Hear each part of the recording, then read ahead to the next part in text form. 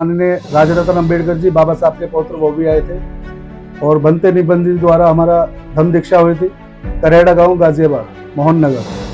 तो पहले से ही सभी लोग जो हैं खिलाफ रहे हैं हमारे।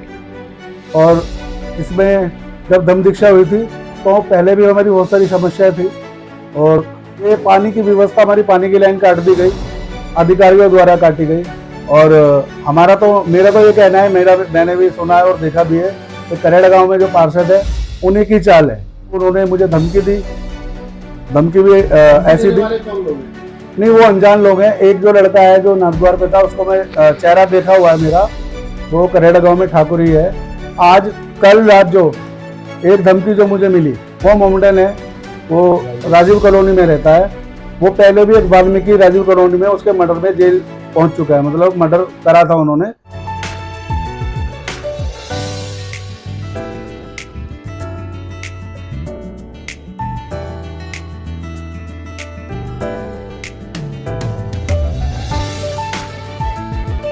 मोहन जी, अपना पूरा परिचय दीजिए और बताइए आज की जो पीसी है, प्रेस कॉन्फ्रेंस है, किन मुद्दों पर है और कौन लोग हैं जो आपकी हत्या करने का प्रयास कर रहे हैं, जैसा कि आपने बताया। जी, सभी को जय भीम, नमो बुद्धाय, जय भारत, जय संविधान। मैं पवन बौद्ध। आप सभी साथियों ने सुना होगा कि 2020 में 14 अक्टूबर 236 लोगों की बौद्ध धर्म की दीक्षा हुई थी। उसमें माननीय राजा रतन अम्बेडकर जी बाबा साहब के पौत्र वो भी आए थे और बनते निबंध द्वारा हमारा धम्म दीक्षा हुई थी करेड़ा गांव गाजियाबाद मोहन नगर। तो पहले से ही सभी लोग जो हैं खिलाफ रहे हैं हमारे।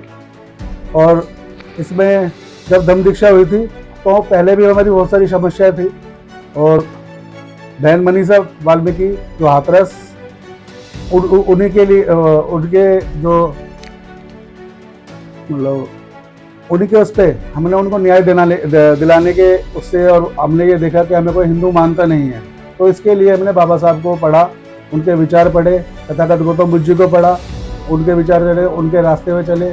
फिर उसी दौरान के बाद हमारी जो समस्या है, यहाँ पे डीएम साहब आए थे, अजय शंकर पांडे जी, एसडीएम साहब भी आए थे, डीपी सिंह जी, उन्होंने हमारी सभी समस्याएं सुनी और एक हफ्ते का संज्ञान लिया कि हम एक हफ्ते के अंदर ये तुम्हारी जो सुनवाई है वो पूरी कर देंगे। जो भी आपके सरकारी योजना का कुछ भी लाभ हो, जो योजना मिलती है, उस पर भी कोई गौर नहीं दिया गया।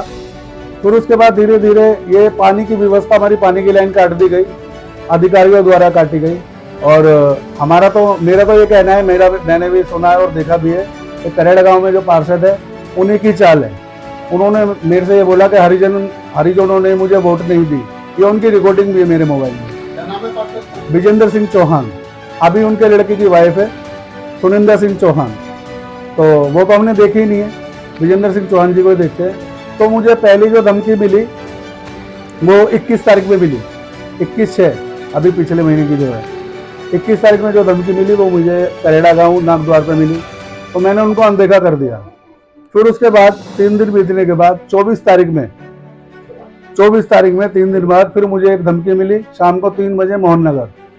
तो एक लेटर, हमारा बाहर मंदिर है, तो मेरे बाबा जी को मिला था वो लेटर। तो उसके बाद जब उन्होंने मुझे धमकी दी, धमकी भी ऐसी दी।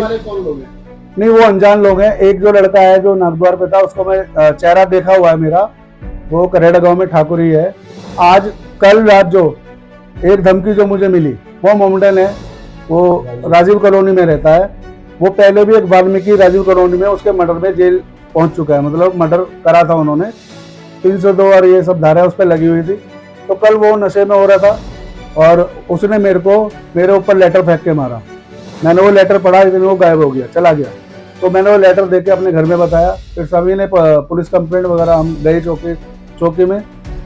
तो जो मोहन नगर चौकी वाले हैं, उन्होंने खाना पूर्ति, बस, ना तो कोई हमारी एफआईआर लिखी, ना हमारी कोई एप्लीकेशन ली उन्होंने, और ना उससे कोई साइन वगैरह कराई। बस उसे 2-4 गालियां सुनाई और बोल दिया कि पवन कोई बात नहीं, आप इसको एक बार लास्ट मौका दे दो। इतना बड़ा मर्डरी आदमी जो प्रशासन की नज़रों में फाइल में चढ़ा हुआ है और वो एक धमकी दे रहा है, और मैंने उसको पहचान लिया, फिर भी प्रशासन उसको इग्नोर करने का काम कर रहे हैं। तो मेरी सभी से ये है कि मैं सामाजिक कार्य करता रहता हूँ और अगर कोई भी जान माल का कोई भी खतरा हो तो उसके प्रशासन जिम्मेवार होगा। आप भी कह रहे हैं, आपका आरोप है कि जब से आपने गौतम की दीक्षा का ग्रहण कराया है, जी तब से ज्यादा क्षेत्रीय लोगों का करोड़ों के जी। लोगों का शासन प्रशासन जी। हो, वो आपसे इस बात से नाराज है कि आपने हिंदू धर्म को छोड़ करके बौद्ध धर्म अपनाया। बहुत धमकी दिखाई। इसके चलते आपका पानी काटा गया, आपकी जी। जान माल की धमकी दी जा रही है। जी जी तो इसमें शासन प्रशासन क्या कह रहा है? पहले ही बहुत हंगामा होता रहा, जी। तमाम इंस्पेक्टर ने मामला उठाया। जी सर, जी सर। तो क्या कह रहा है शासन प्रशासन? क्या क्यों कर रहा है? सर प्रशासन जो है पहले जो अधिकारी है वो सारे उनका ट्रांसफर हो चुका, जो अपने बौद्ध धर्म के उसमें आए थे।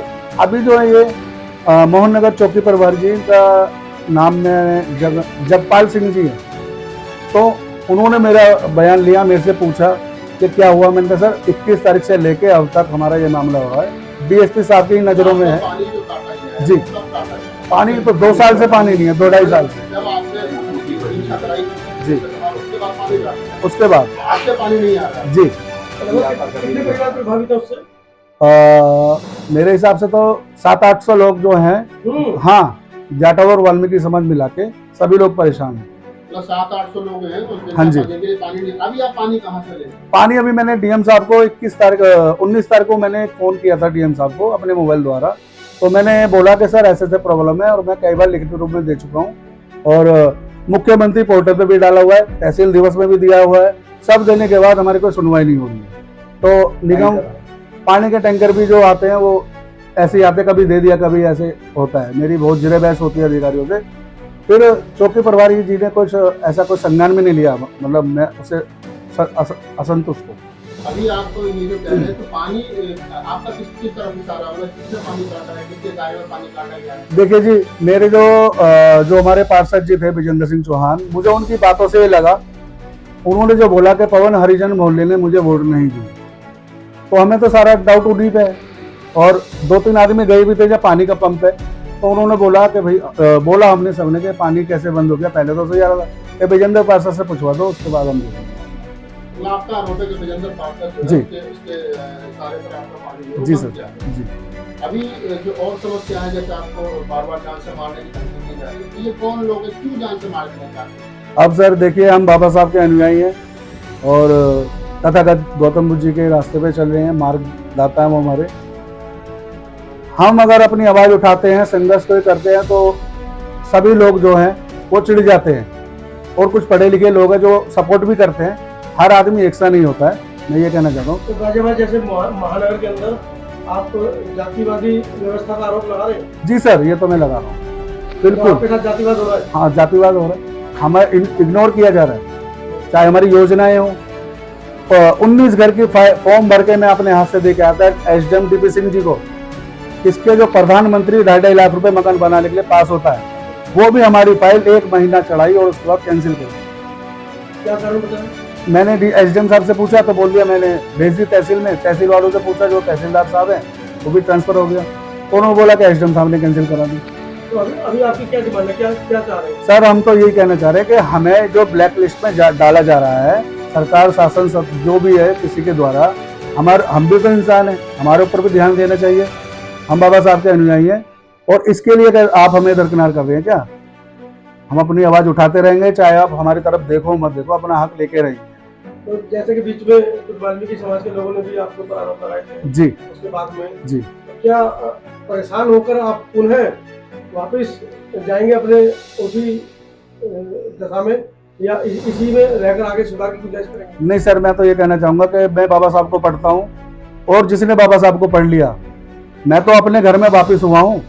पहले तो मैं नरक की जिंदगी जीता था, अब मैं अपने घर में वापस हुआ हूँ, तो मैं घर में ही रहूँगा, बाहर तो नहीं निकलूंगा। प्रशासन से क्या अपील करना चाहते हैं? प्रशासन से यही कहना चाहूँगा कि जो हमें धमकियाँ मिल रही हैं उस पर गौर दी जाए, और जो मैंने सबूत बनते मैंने सबूत अपने सामने दे दिया, तो सीसीटीवी कैमरे बोल रहे हैं कि कैमरे वहाँ है नहीं, ये क्या सबूत? ऐसे नहीं होता जब मैं आपके सामने बोल रहा हूँ, और वो पहले भी मर्डर कर चुका है, उसको भी इग्नोर कर रहे हो आप, तो हमारी मदद की जाए। आप इस वीडियो के बारे में अपनी राय अवश्य दें तथा वीडियो को लाइक, शेयर और कमेंट्स साथ साथ चैनल को सब्सक्राइब करना न भूलें। धन्यवाद।